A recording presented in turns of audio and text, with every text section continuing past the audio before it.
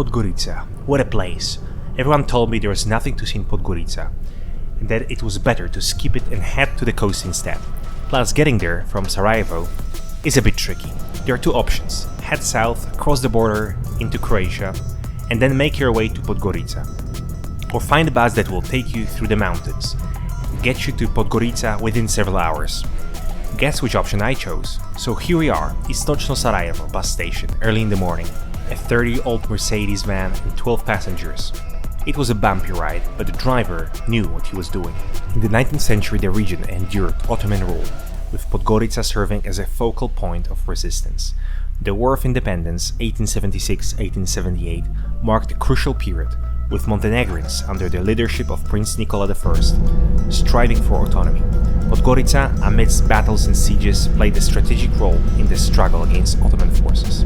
The pivotal Congress of Berlin in 1878 recognized Montenegro's sovereignty, granting it international recognition as an independent state. Podgorica, though scarred by conflict, emerged as a symbol of Montenegro's determination and spirit. Throughout the 20th century, Podgorica witnessed profound changes. After World War II, Podgorica, then known as Grad, underwent significant transformation under Yugoslav leader Josip Broz Tito. Tito made numerous visits to the city, emphasizing its importance and promising reconstruction. In 1948, the name was officially changed to Grad, reflecting Tito's influence.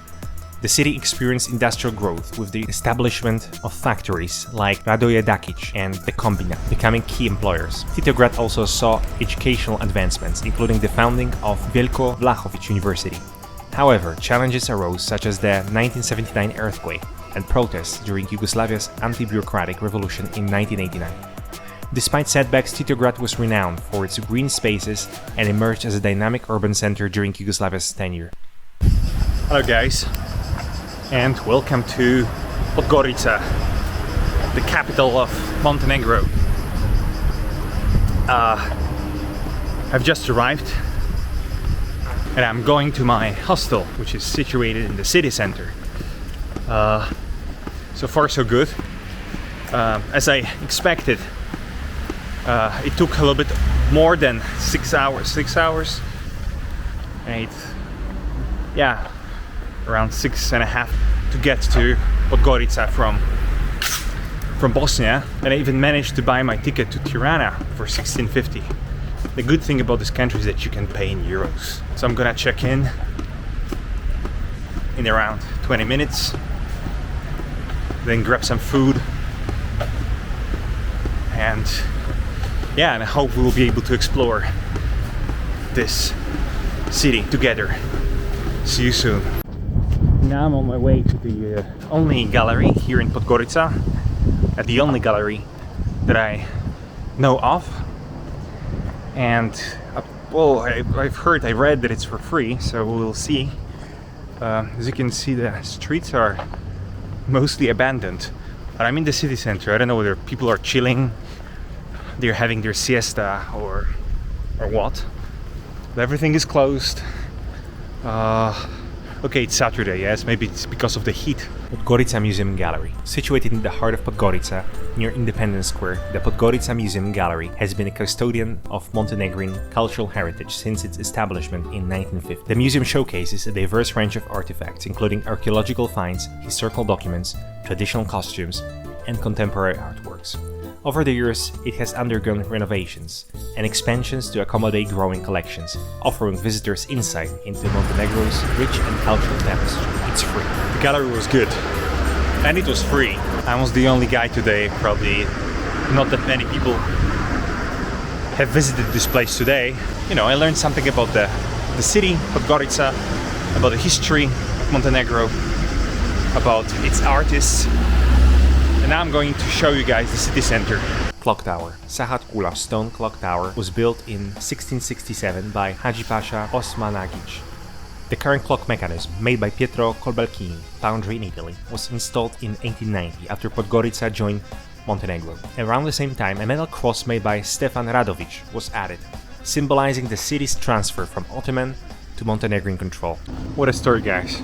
As I was crossing the street, I noticed the guy on his knees in front of this tower behind my back, And actually what turned out was that he was proposing. He popped the question under the tower. What a story. Of course I congratulated them. Interesting.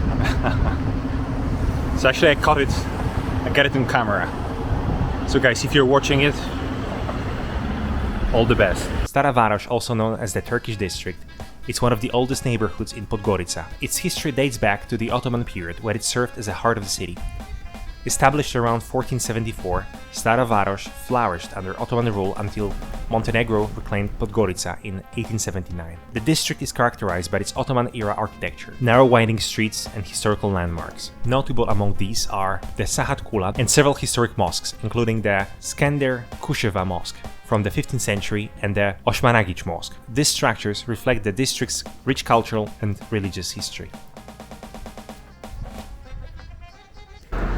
So this is the oldest neighborhood in Podgorica, and it retains traces of 400 years of Turkish presence here in this town. So the clock tower you have just seen was built to show Muslims the prayer times. Moraca River. Flowing through the heart of Podgorica, the Moraca River has been a vital lifeline for the city since ancient time. Dividing the city into distinct neighborhoods, its banks are lined with parks, promenades and landmarks. Residents and visitors alike enjoy activities such as picnicking, fishing, kayaking and cycling along the riverbanks, making it a scenic backdrop for cultural events and festivals. Fortress Nemanjin Grad.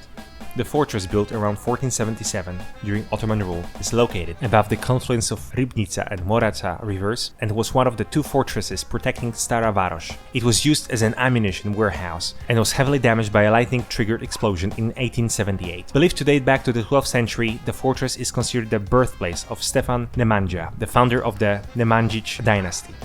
Thus, it is often called Nemanjic Grad or Nemanjica Grad. This name was popularized by King Nicola of Montenegro after liberating Podgorica from the Ottomans in 1879. The old bridge over the Ribnica is the oldest bridge in Podgorica. It spans the Ribnica River near its confluence with the Moraca River. Originally constructed during Roman rule, the bridge underwent major reconstruction in the 18th century. Just look at this Yugoslavian structure. I wonder what it was. Anyways, I've just seen another monument of Tito. It's like they all come in the same shape and almost the same size. I guess it was just very popular. So we're going to see the church, the Resurrection Cathedral. It took them many years to build it. I think it was 20. And now we are in Novi Grad, which means new town or new city. But I can see any nightlife. I mean, maybe it's just too early. Maybe they'll just start partying. Everybody will just go out at, I don't know, 10 p.m. Haven't seen any clubs or just a few restaurants. Completed in 2013. The Orthodox Temple of Christ's Resurrection is a prominent religious landmark in Podgorica. The temple features Byzantine-inspired architecture, with domes, arches, and intricate frescoes adorning its interior. It serves as a significant pilgrimage site for Orthodox Christians.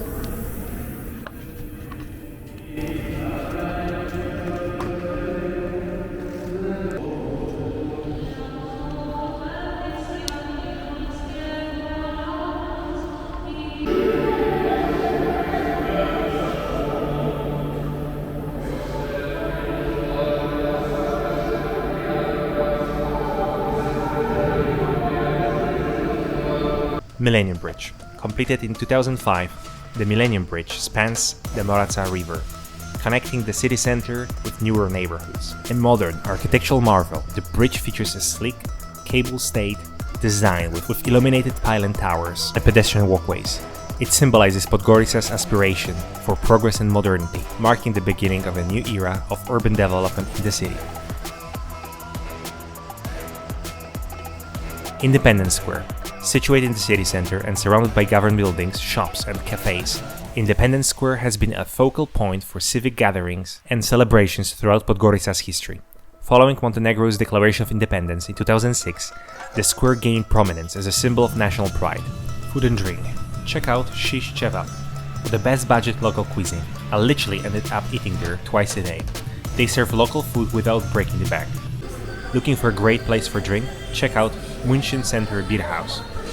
Despite their low reviews on Google, I had a fantastic time there. In the summer season, it was teeming with life, beer was affordable, and the food tasty. Guys, look at that! It's happening. There's some nightlife in Podgorica. There are DJs. So, Google Balkans. These two ladies behind me, they are selling cigarettes. So basically this is the city center. There are like two streets, one junction. And the nightlife concentrates around this junction.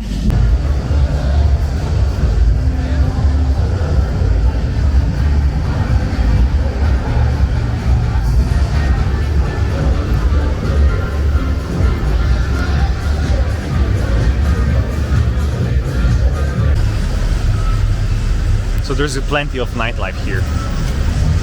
I was mistaken when I said that the city looks abandoned. Apparently it's alive. I like the vibe, to be honest. Unfortunately, I've seen some kids begging. One of them was forced by his, I guess, older brother or cousin or somebody to beg. And he was bitten. That's interesting because there's police here and they are not reacting. Oh, the light. And there's no reaction, so when I was crossing the border, there's this poster saying that if you see anybody being forced to bash, and you should react and call the authorities, but nothing's happening here in the city center. Cost. Bus from Sarajevo to Podgorica, 20 euros. Hostel. 45 euros for 3 nights in an air-conditioned dorm. Food. Lunch in a local cafe, 5 euros. Expect to pay around 3 euros for a pint of a local beer in the city center.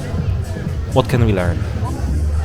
Initially, I thought Podgorica was a sleepy, calm city without nightlife. However, I learned that first impressions can be wrong. The city comes alive in the evening with a dynamic nightlife scene. Visiting Podgorica offers a fascinating glimpse into Montenegro's diverse history and cultural influences. The Turkish district in the Old Town showcases Ottoman legacy through its traditional architecture and narrow streets. Key landmarks like the clock tower and the fortress Nemanjin, Grad highlight the region's strategic importance and historical struggles. The Moraca River, flowing through the city's heart, reflects Podgorica's rich past and vibrant present. Modern landmarks like the Millennium Bridge and Independence Square symbolize Montenegro's progress and democratic aspirations. Overall, Podgorica blends history, culture, and modernity, offering an enriching experience of Montenegro's journey through time. I hope you've enjoyed this episode of Walking the World. Don't forget to like and subscribe. Keep dreaming, keep exploring, and keep living your best life.